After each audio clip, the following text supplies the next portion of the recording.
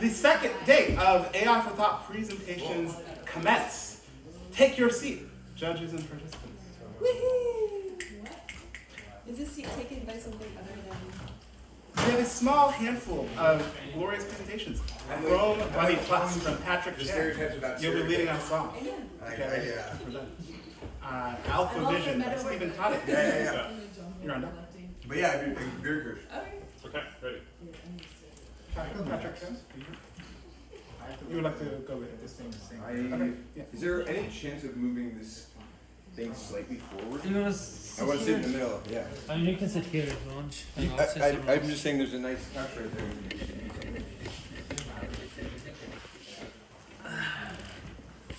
Or we can just record from the side.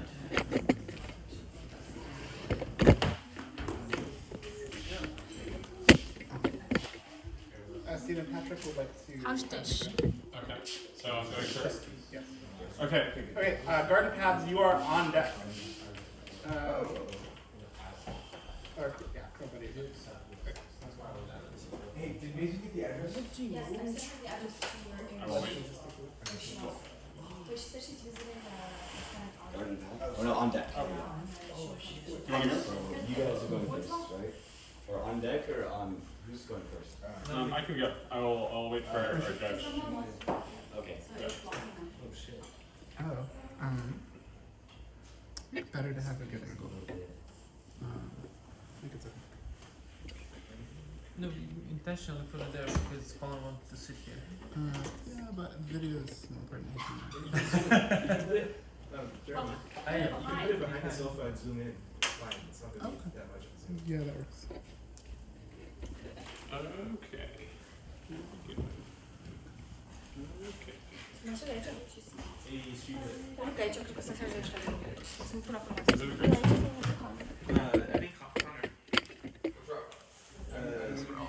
Ready? Esse vídeo mira. Last one connection. E segura. Tá.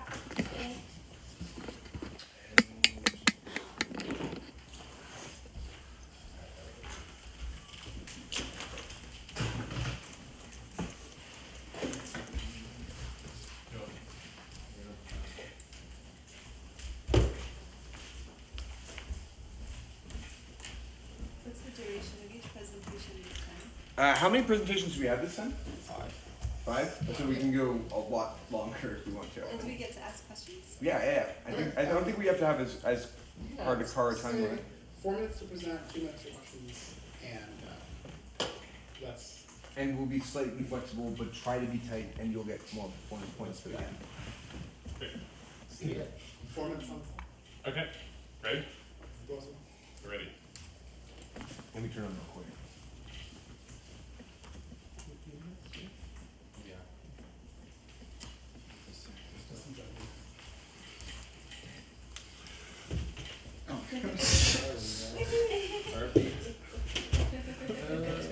Good. Ready?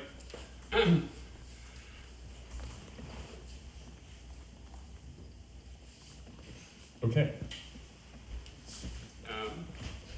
Okay, I'm building AlphaChat. I want to bring visual and intuitive interaction to conversations with LLMs. So,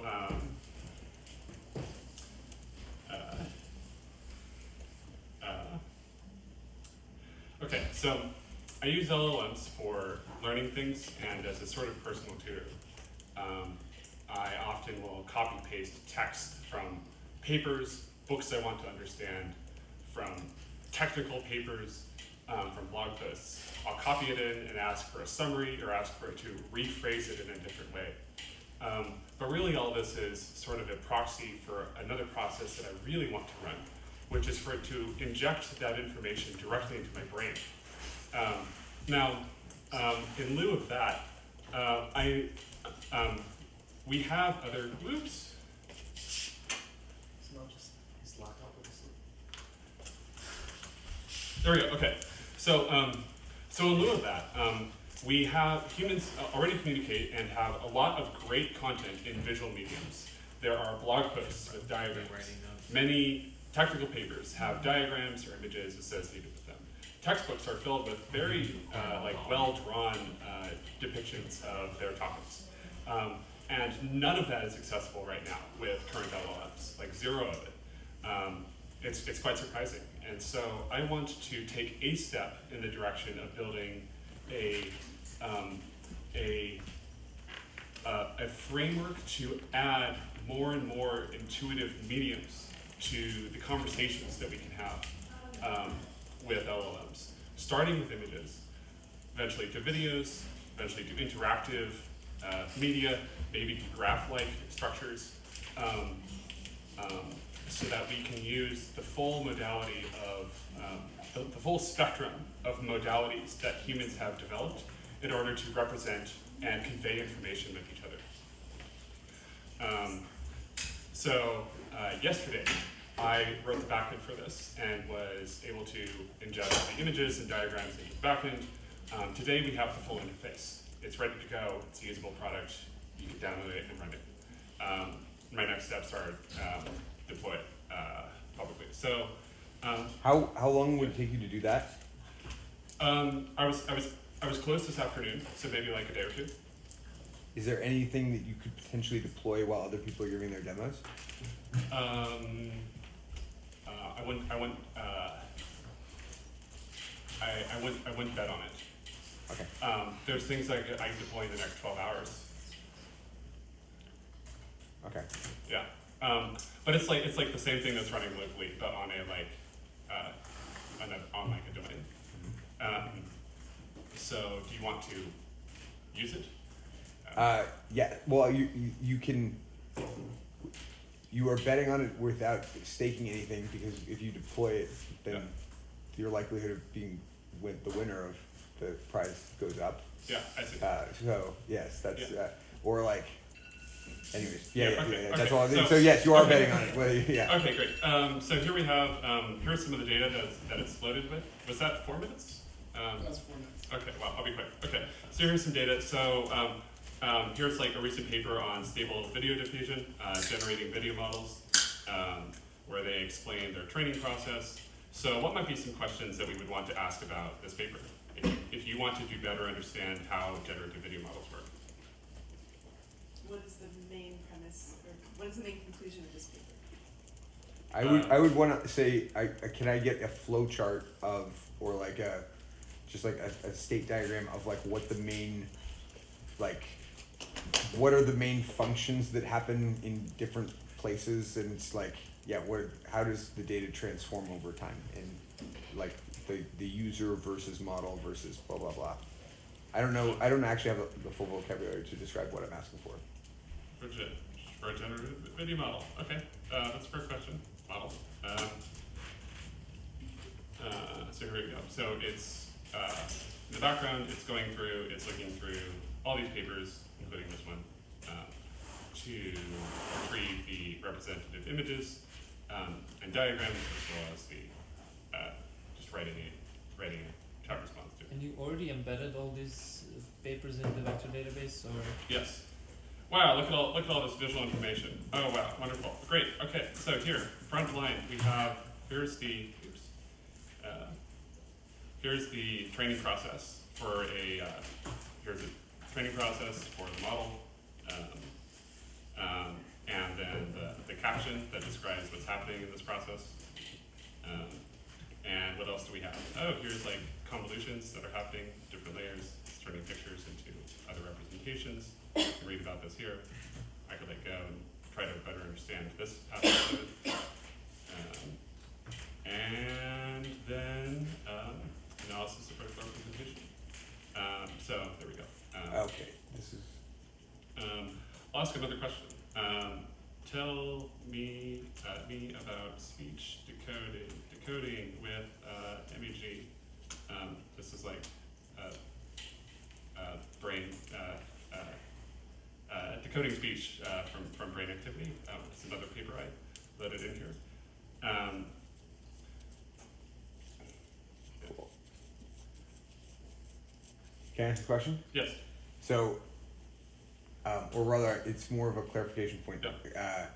So I realized that what I thought that you were doing last time that I was Yeah. shocked and thought was magical Yeah. was it seems like the way that this is working is the images that you are getting are coming out of like the papers that are already existing. So it's basically doing a sort of embedding, like, you know, it's a retrieval process. The Like, roadmap is, one, get existing diagrams. Yes. Two, be able to generate diagrams and images. Yes. To like explain on the fly things. yes. Three, like retrieve other images from the web in general, even if they're not a part of this particular knowledge base. The second part of it is yeah. the part that I am like way more interested. I've had a really hard time getting like that steering, you know, Dolly to Yes. to not Yes. make it art. Yes. To just like Yes. I just want to say, what are the big? Give me a flow chart of the Yes. you know, this Yes. complex system as simplified as possible, and then let me double click or something on a part of the flow chart and then do the subsystem or blah Yes. blah blah, right? Yes. So Basic versions of that. So I've experimented with this, just like ChatGPT. It can generate pretty good diagrams with Mermaid.js as long as they're like simple flowcharts, and then you can make those clickable and like recurse into them. there was a cool project where someone was doing this with Excalidraw as well, right? Cool. Which is nice because then in Rome the Excalidraw things are individual block components that can be then clickable and recursed upon. So that's a project that would take the right person half an hour to make Excalidraw components inside a Rome graph that could be recursed. Yeah. Yeah.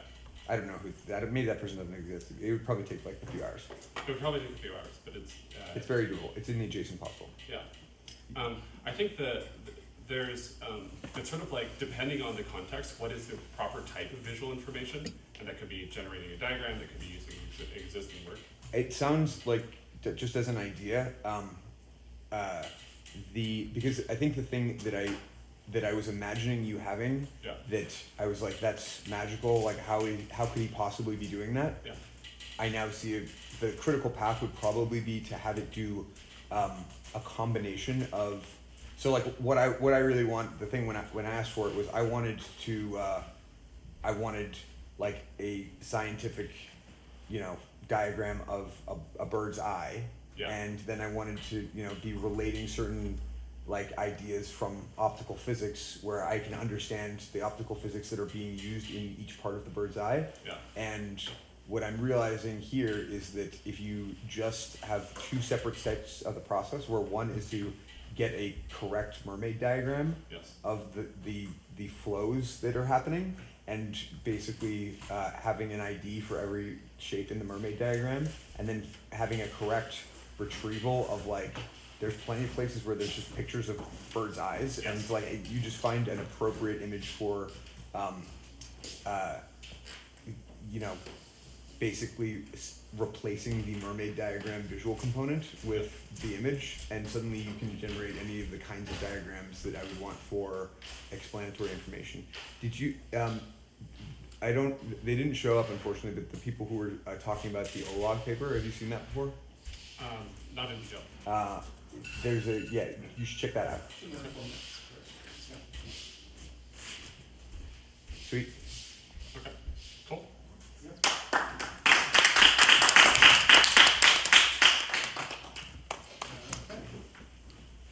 Somebody plus, you're up. Garden paths, you're on deck. I know, so Oh, Chrome right. Buddy, Chrome Buddy. Oh, Chrome Buddy's next. Chrome Buddy's nice. Okay. Hello? Is it keeping on? No. It's Everything broke somehow. It's You're not on at all.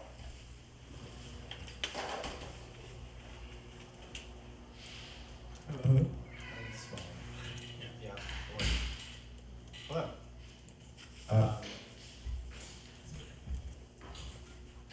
So if you were here yesterday, welcome back.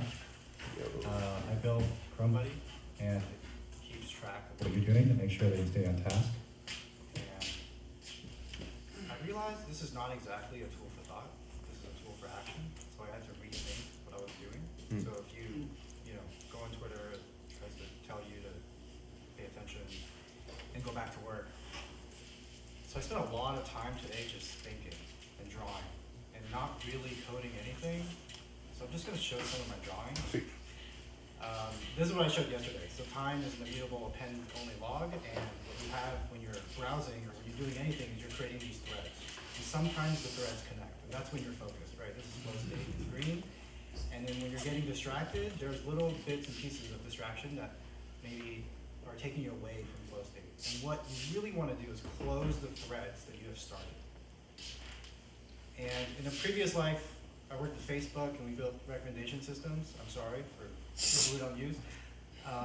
But in that model, if you're building a recommendation system, on the other end of this, which is like essentially all of the value of Google and Facebook, is that it's the fact that they know all the URLs that you visit. On the other end of that, of the auction, is posts and ads. And if you could change the reward function of what you're doing, it becomes closing the thread, then you essentially have a computer that's choosing the best motivating thing to have you close the threads that you've opened. And the backbone of all these recommendation systems, which I should have known coming in, is having enough data. Having enough data of users and having enough data of these threads, the things that can be optimized to have you close these threads. I started building that without data. That was a key thing that I didn't have, but I experimented with what these posts could be. So if you had a thread, like I have threads that I created today, Lisp, Engelbart, Paul Graham, and the thread of Lisp is this article that I have. I can propose a new node.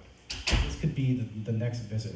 And the next visit, if I propose this node, could be on the auction, a list of the things that a computer can say that goes into the recommendation system. This one's loading a little bit, but Tell me when you're open for questions or comments and feedback. sure. So here's an example of the types of posts that can come up, right? It's a suggestion of starting a new thread. I put a new one that's about woodworking and it's not about Lisp, so it's saying like, you should probably name this thread woodworking. Proposing a new node. Possibly this is the diff of your thread and the new information that you can add. So I was thinking about what learning is, and learning may be just adding a new node into what you think is the subject matter of something, right? It could also be blowing your whole thing. Like if you're 5 years old and somebody tells you Santa isn't real, you actually have to blow all the nodes away. So, in a system where these can be tested and reinforced, you would rank all of these to the top, whichever gets you back to the thread. Yeah, go ahead. All right. I hope that you're going to be around for like an hour after this thing, because I have a couple of things. First is that this is very similar. Like the problem you were trying to solve is the very first and most critical tool for thought that I started building for myself that became Roam, and is still almost all of my activity in Roam is managing my attention threads, because I have really serious ADHD, and now the interesting thing for me is that it may be extremely particular to trying to do augmentation work where I have for me the tangents are mostly the real work, and so for me my flow state is very I want to be spending 90% of my time on meta threads. But the other thing that's interesting is that I have been, I can give you an entire whole, this is the Chrome, this is the I at one point had considered making Roam a browser instead of just the tool for thought thing. Right. But but actually I have a huge amount of data about, so my first claim is that closing threads is not actually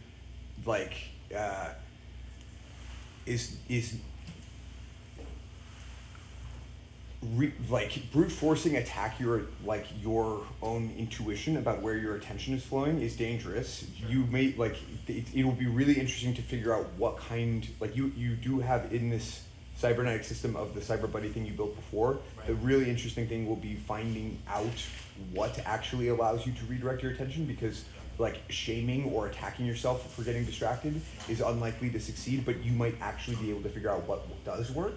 Yep. there's a whole like the whole time well spent like Yeah. a set of ideas Yeah. to me was a really big motivating factor of just declaring any kind of intention and being like, what am I doing this thing for? The original motivation for me for tracking this stuff was when I was trying to teach myself a lot of different subjects. I was trying to make the thing that I wish I knew was whether it's a time investment that is likely to pay off, or like for instance, if I'm reading a paper, is this a well-written paper on the subject, or is this a paper where there's incidental complexity in the way this person wrote it, that this isn't the right way, like I should actually go read this other thing first, or like I should watch this summary first. So this doesn't answer all of it. I'll try to. Yeah, I'd love to chat I'm with you trying to do after. this in 30 seconds in cartoons. Yeah. I think this is your mind. You possibly have things that are in a computer that you're interested in. That's the yellow highlights here, and what you're trying to do is possibly resolve some of the threads that you have open. Yes. Now, what you have that's incongruent is the computer probably has path incongruence and goal incongruence. The path incongruence is that to get to a thread being closed, like the path that you take, that I take, is probably different, right? You may take more shortcuts than I do. Goal incongruence might be that what you define as the thread, you know, if I say a word like starting a business, it means something different to you than it means to me, Yes. right? And Yes. fixing that's probably really important. 10 more seconds. The danger of AI for independent thought that I think is number one, semantic incongruence.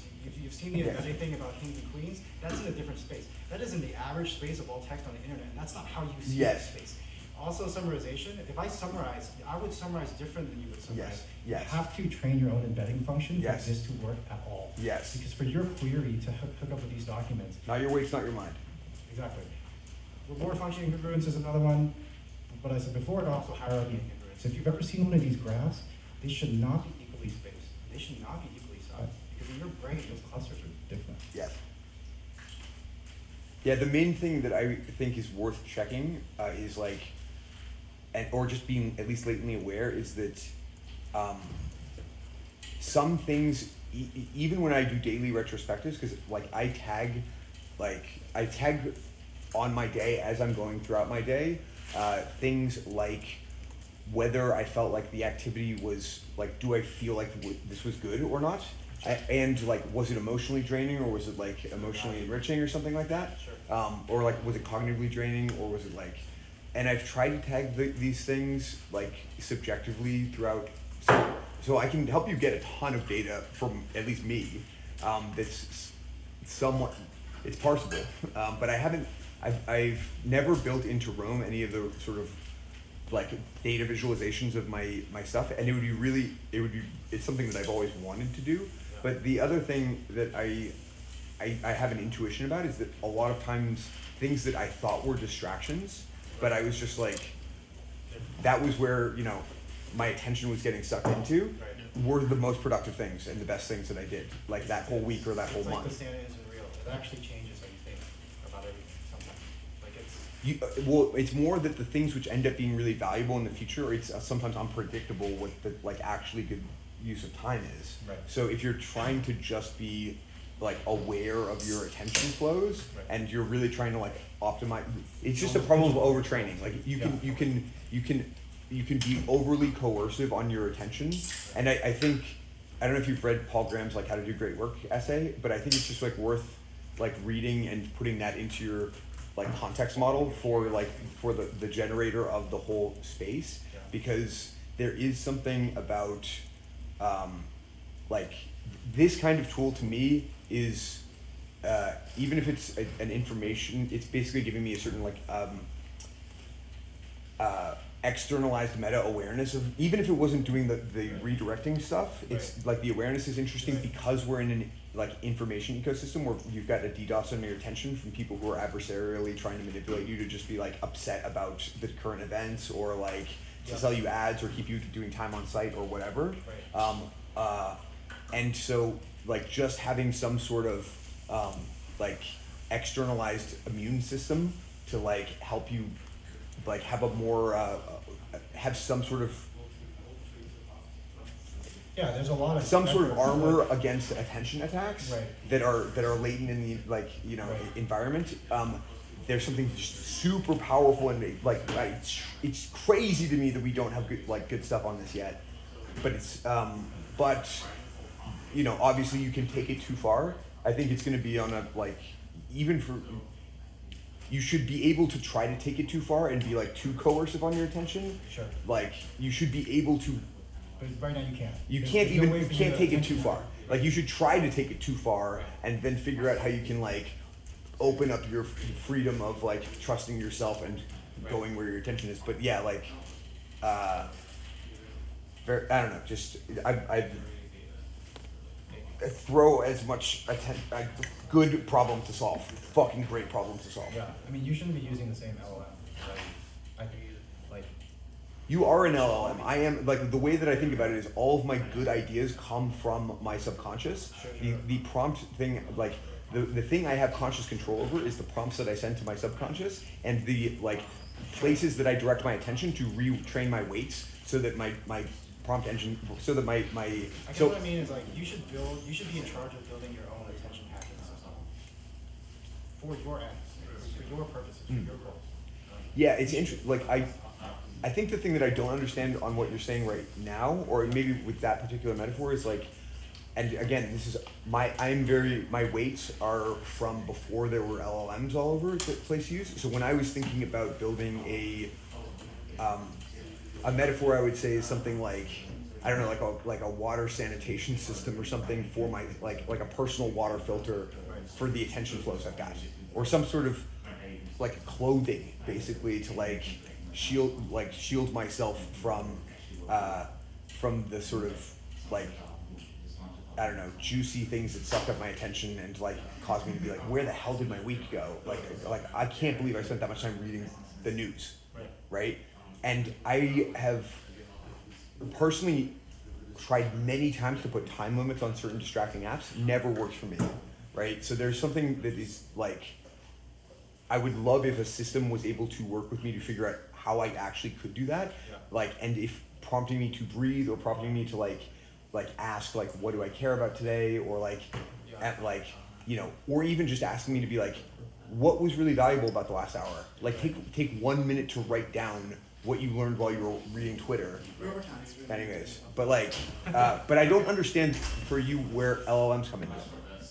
Like into this. It was all that text. It was like implementation Of posing the stuff that of the feedback. Get ranked. Yeah, of the feedback on you or the analysis of the time. The analysis of the threads, What's similar to diffing of it?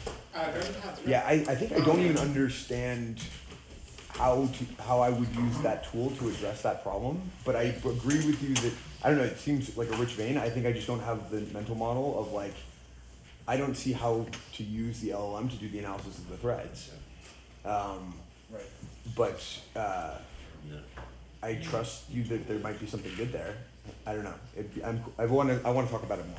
That would be like, Yeah. thank you. Yeah, this is our second take. And yeah, they can hear me, right? So basically, how we think about it, the space of ideas is pretty much infinite, right? At every point in your thinking or writing process, there are countless different variations and paths that you can take forward. But our attention and our time are limited, so we rarely get to explore those alternative paths and revisit all the possibilities. And that's why we wanted to create a tool that could help us come up with those alternatives in parallel, visualize them, and help us traverse the tree of thought, right? And this is the implementation of that idea. So yeah, Justin will show it and talk a bit more about it. So when we started, we didn't totally know how it would be used. Since making the first version from scratch yesterday, we did a lot of product testing today with over 5 different people using it various ways. And some of the most exciting things we discovered is unanimously it solves writer's block.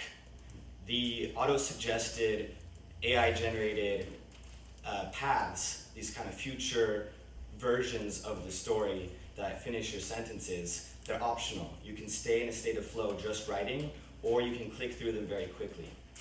But it's more than just a tool to solve writer's block. you're actually both the reader of the future alternative universes and the author deciding what becomes reality. We've broken free from the constraints of one-sided reading. When you read a book, you're not interacting with it. And that is actually one of the biggest problems that we have a position to solve. One of the feedback we got is, I could play with this forever. It's like you can go down a rabbit hole, and oh yeah, I like going down. It's interesting, it takes you where you wouldn't have gone otherwise. So you can see that this really helps us expand our imagination, because wandering nonlinear paths more closely matches our mind than the one-dimensional writing process we're stuck in.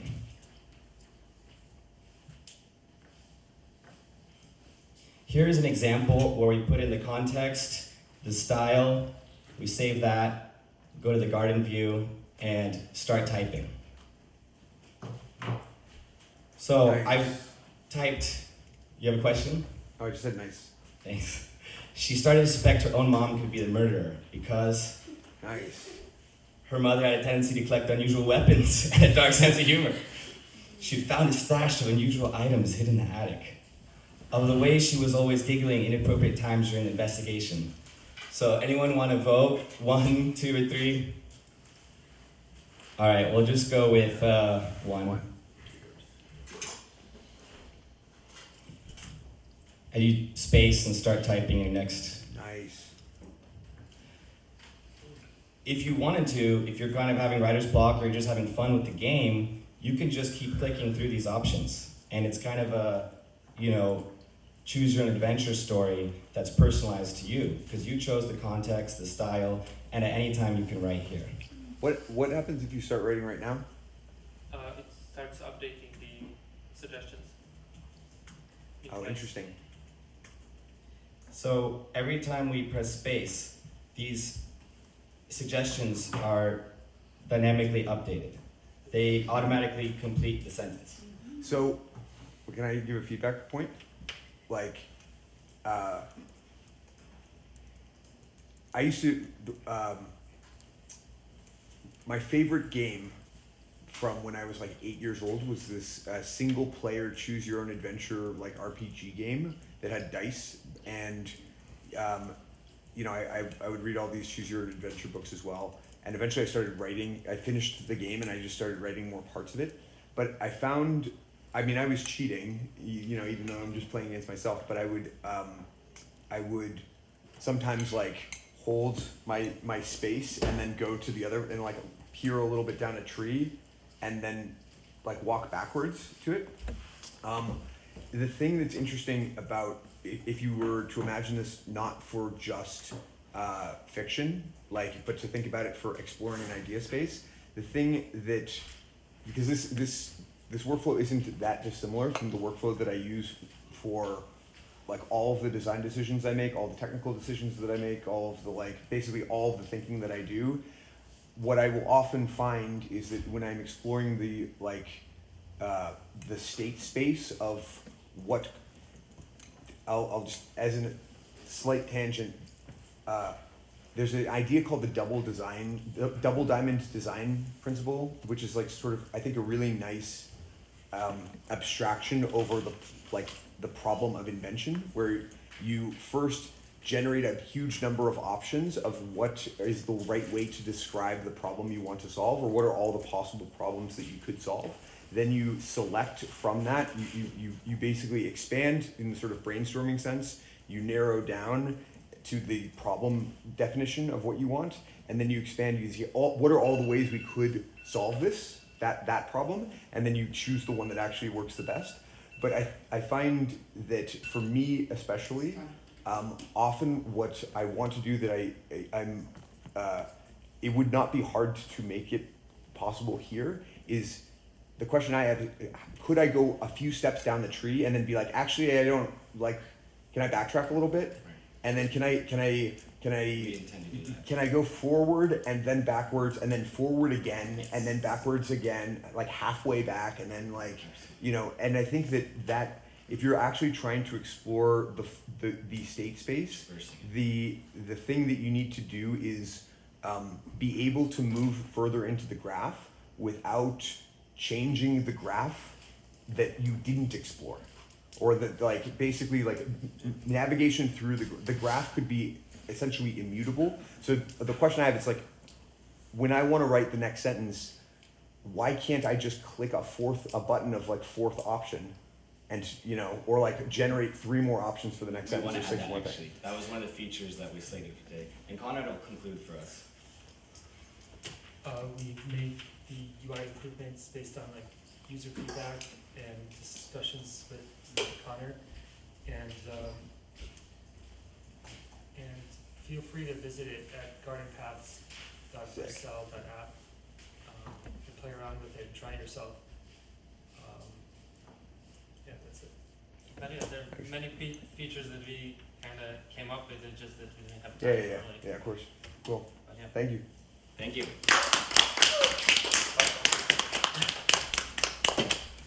Yeah, I'll just play with it right now. Cool. That's very cool.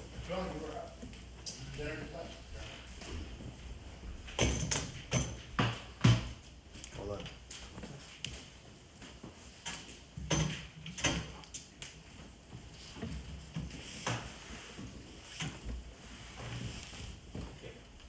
You connected?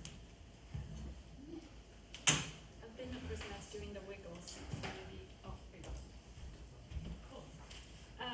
Hi, so I didn't hack yesterday, because I spent most of the day chatting with Connor.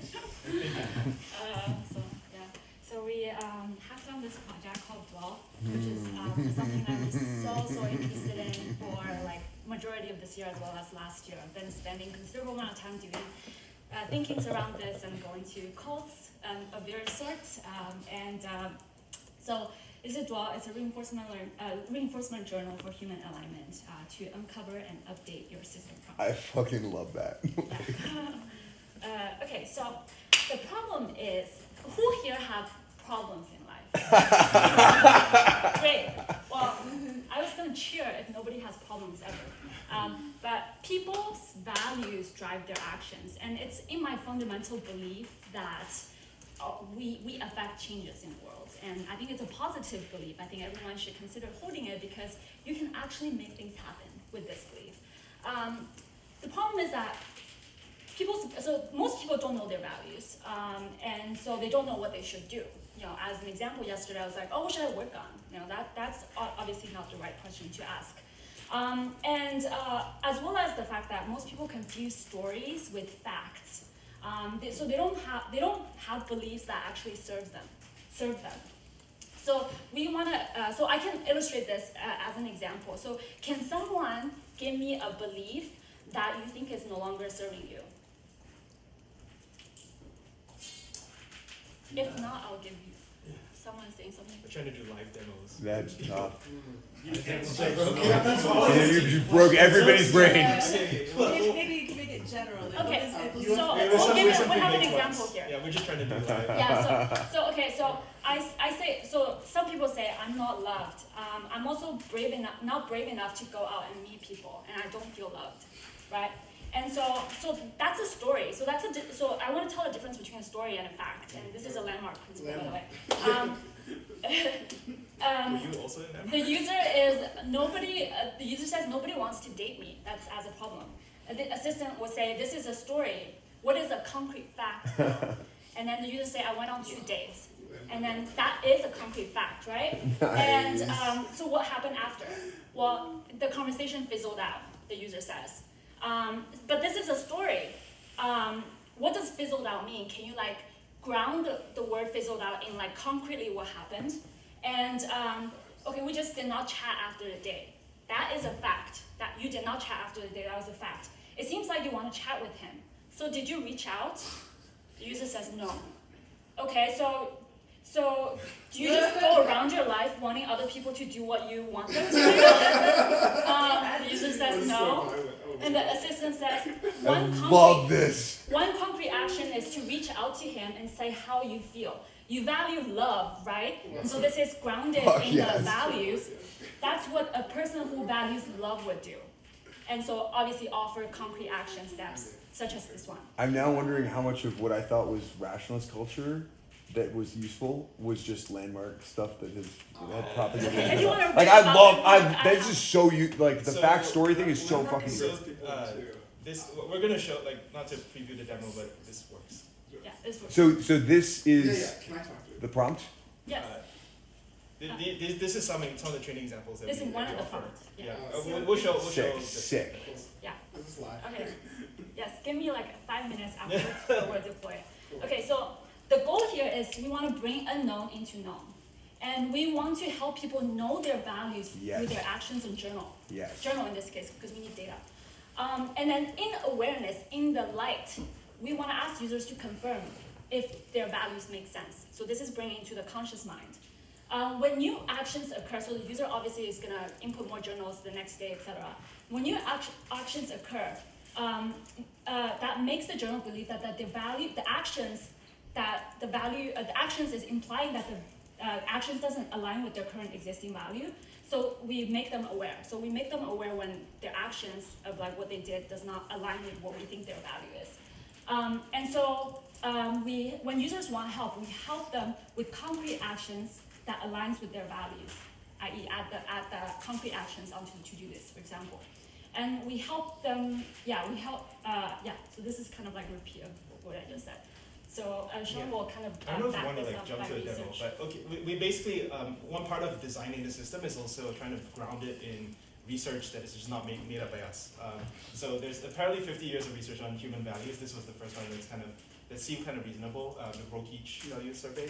And this is how a lot of researchers think about values. You want to have terminal values that where you want to be, you want to have a comfortable life, you want to have world peace, you want to have family security, but then also instrumental values. So what do you want to, like, how you want to behave today, which is you want to be ambitious, you want to be helpful, blah, blah, blah.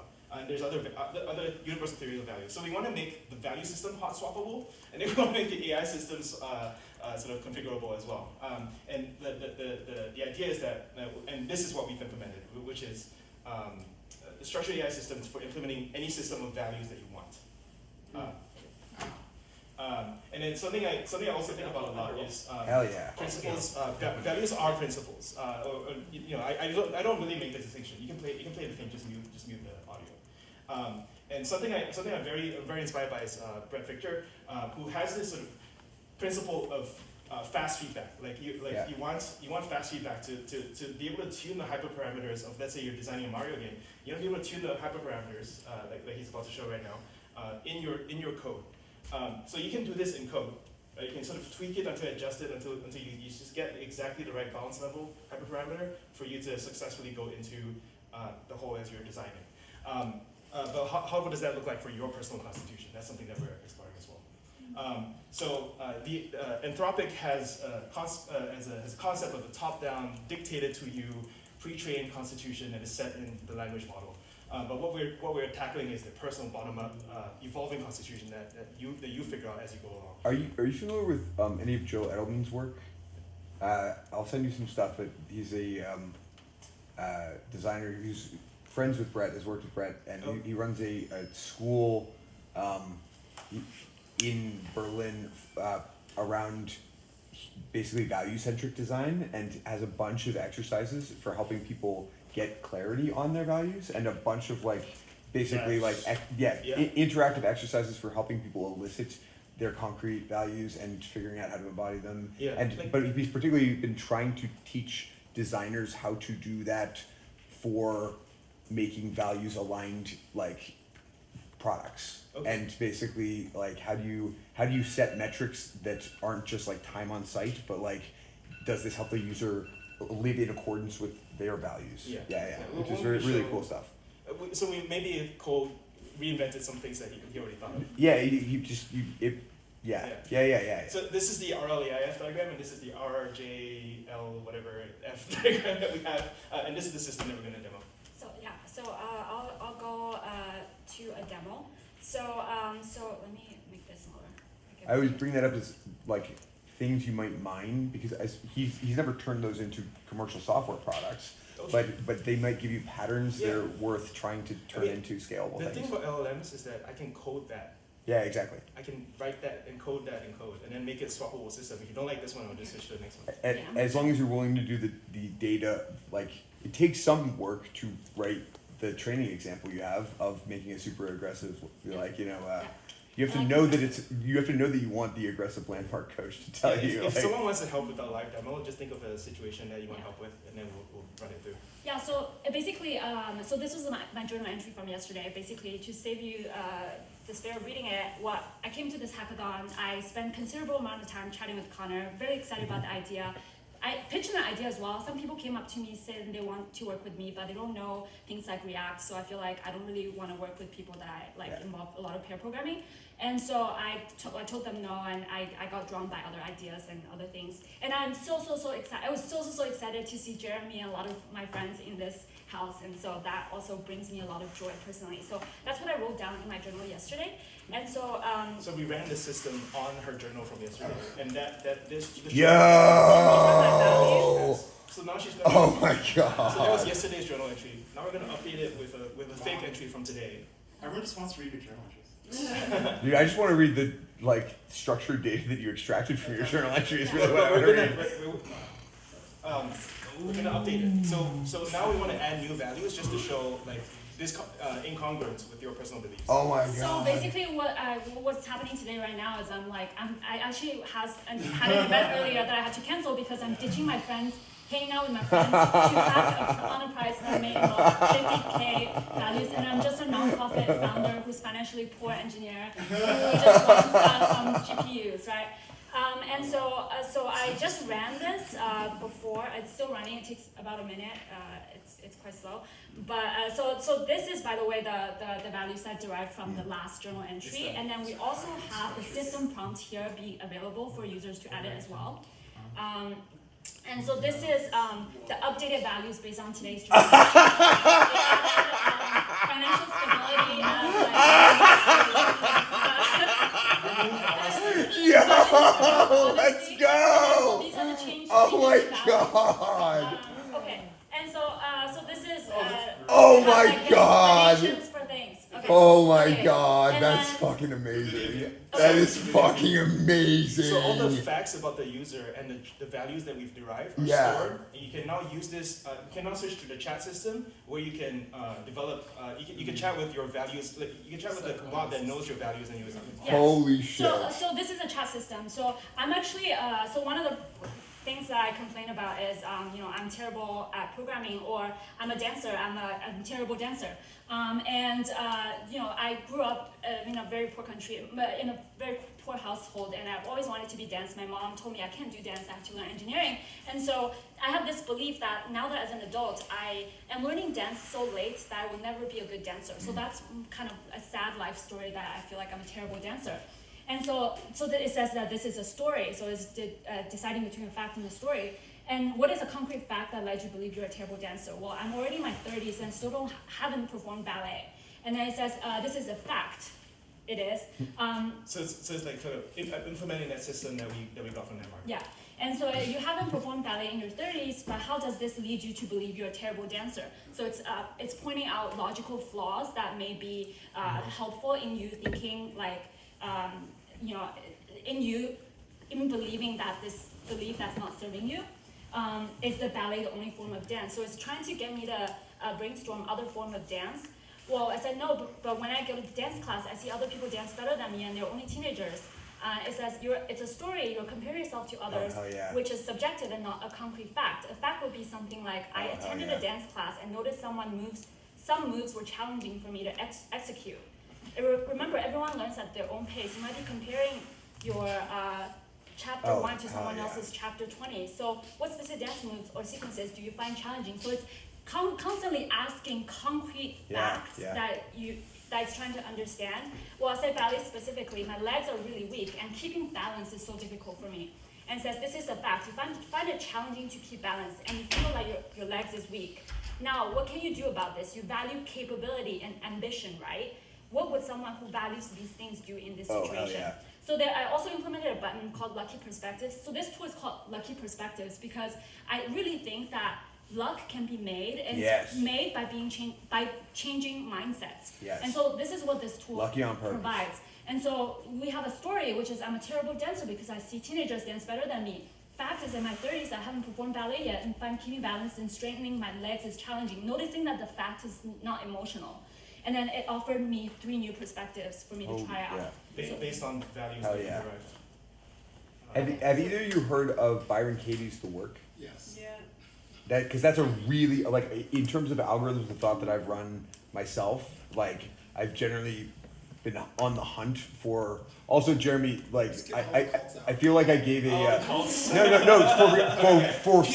for so real, but like that. I asked them yesterday.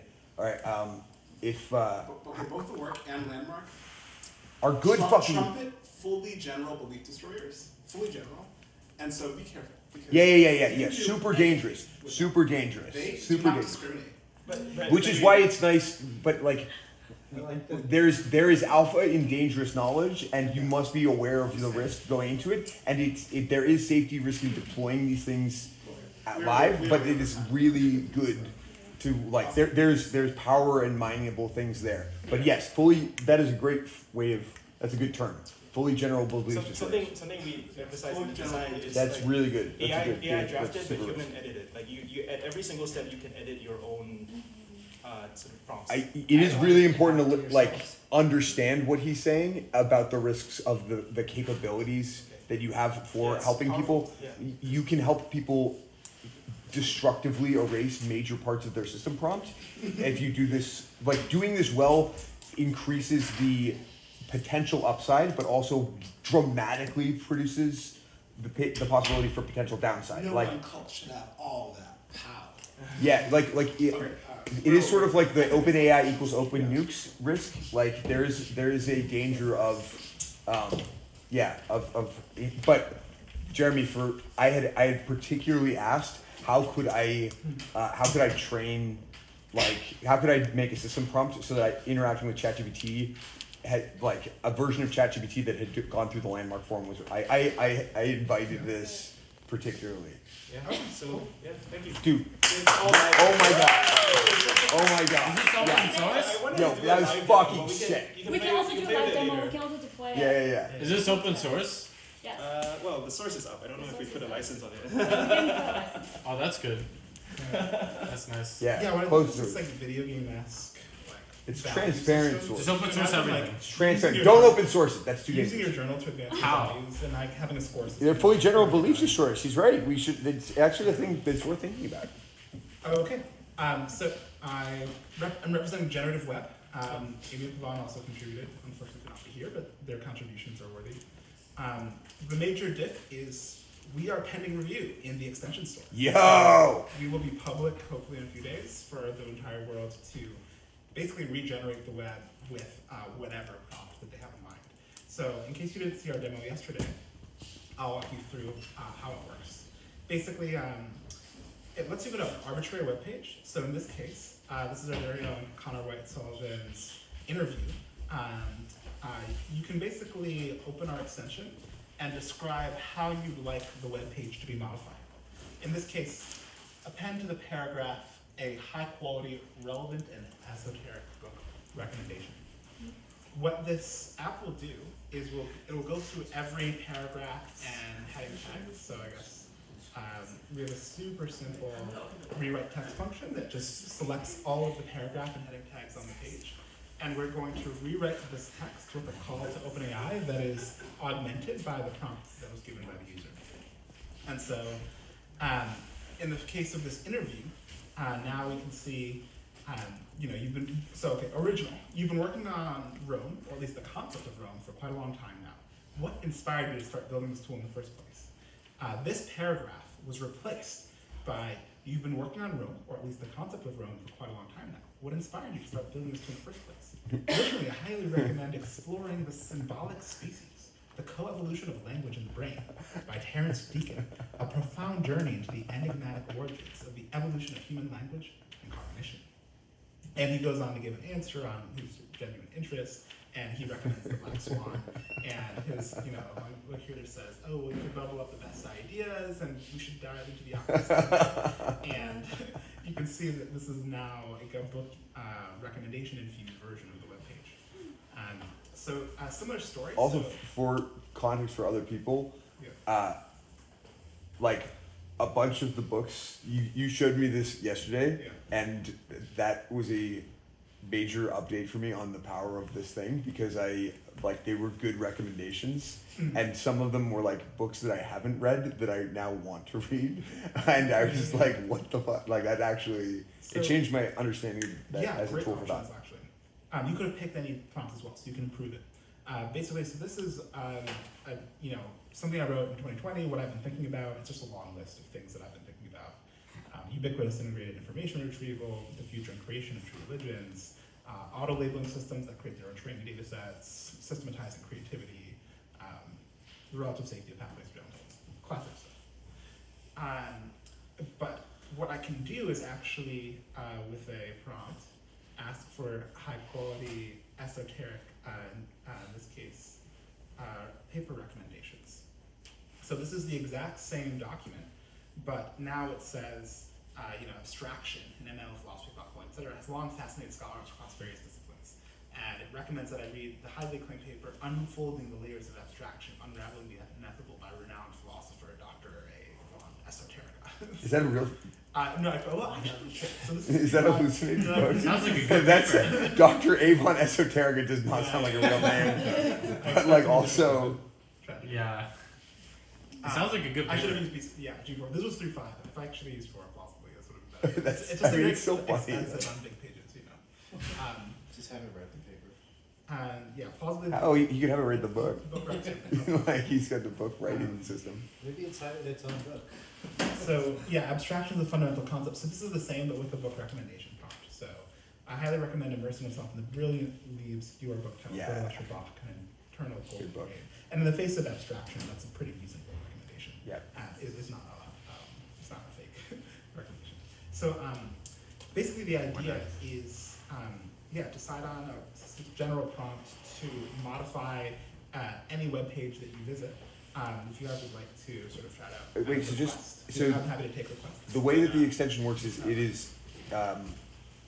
Now you said in your prompt to append to the paragraph, Yeah. and I'm wondering. I'm basically wondering if you actually have to say that, or if the structure is such that it is already taking the prompt. Like basically, is there sort of a secret DSL that will determine where you're appending text using the extension? So let's see what happens if I don't. Okay. The truth machine with the blockchain and the everything. It doesn't put it at the end now. It puts it in the actual text. In the text. Yeah. So I eventually realized that it should be. Is it still sort of doing it across every paragraph though? Yeah, every paragraph was rewritten. Okay. More Adler's how to read the book. Yeah, every single paragraph was rewritten. Because it seems. I mean, my first thought. Actually, do you want feedback yet? Where good ideas come from. I'm happy to turn over feedback if you guys don't want to have a custom demo, but yeah, feel free to make it. Because my first thing that was just an idea was that the difference in like my even imagination of the tool from when all I had noticed when you were giving the demo the first time was people being like, let's rewrite this in a funny way. And that does seem like that was, my imagination didn't actually go all the way. So this was the original. That sort of style thing. And I didn't think of it as being a tool for thought stuff. But suddenly when you gave the book recommendation idea, I was like, oh, there's power here. But I realized that the extension is only part of what makes it a really cool tool for thought. Part of it is that you have a mind that is already tuned to generate good prompts for that particular flow of rewriting the web. And so the two things that I'd be curious about is first, basically having some sort of nudge of here's kinds of, yeah, exactly. That's the kind of thing that I think 99% of people who are doing rewrite the web would do stuff like that is not necessarily that's style transfer and it's not generative, right? It's not actually doing any sort of Yeah. But so I'd be curious this like if you were making a set of prompts, like what the set of prompts would be, and the other is if there was any sort of control that you could give the user about how much chunking to do, because there are situations where I would want the context window to have the entire page, and there are situations where it's way cooler if the context window is granular. So like it seems like that the application itself is piping data on a per paragraph level, but like maybe I would want to be able to say I want to be able to like I'm particularly remembering Jeffrey's original like thesis project. I can't remember Jeffrey's last name right now, but like you know the Jeffrey, the like where he was extracting data from any web page and then generating a like an Excel type interface at the bottom of the page, and then you could manipulate the Excel type interface and it would manipulate the page itself, and like basically having a extension that made every web page like an extendable live UI that like had more structured data and manipulation of it. And then like there's I don't know. 3 questions. Yeah. I don't even know if there's a question there. I was reminded of that. Yeah. So I think like right answer to how to basically figure out what prompt is ideal is to have a store where users basically submit web variants that are just prompts, and the number of users that are using the variant can be displayed. So you basically show, oh, actually, tons of people love the make them into an asshole version of the. Yo, fuck that! I just want your prompts that make it better. Oh, cool. Okay. So I don't want the public democracy I shit. I think that you should just suggest that people have good ideas instead of bad ones. Like the popular is not necessarily the best, and so, sure, fair enough. yeah. Your judgment is what I think is good. Yeah, like debiased web, book recommendation web, paper recommendation web, and the like reading level upgrade. I'm a huge fan of like.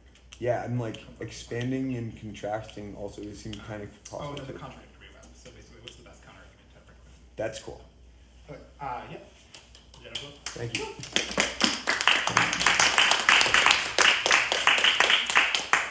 So last but not least, we have. Oh, never mind. There's another. Multimodal to a thought that we are.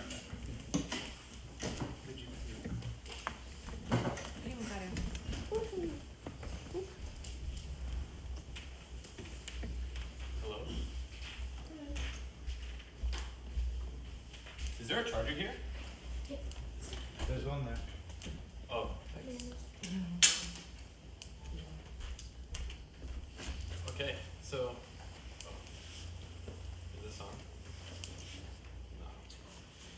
No. So today we're going to be presenting multimodal trees of thoughts. So often, more times than not, we have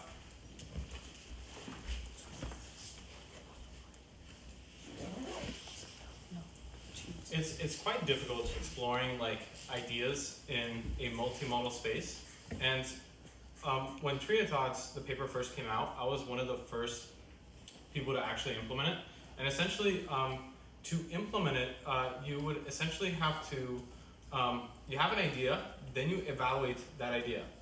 And then that idea, over time, will get improved, ideally.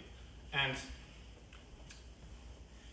the thing with that is, text is very easy to optimize because it's only really one dimension. But in multiple modalities, that is very, very difficult because there's just so much more information that there is to put in a space. Yeah. What's your GitHub username? Kai Gomez. I think I have you in my graph and a to-do to reach out to you because I found your shit like around the Tree of Thought paper. I swear to God, I'll show you the graph. I literally think I have a to-do to reach out to you about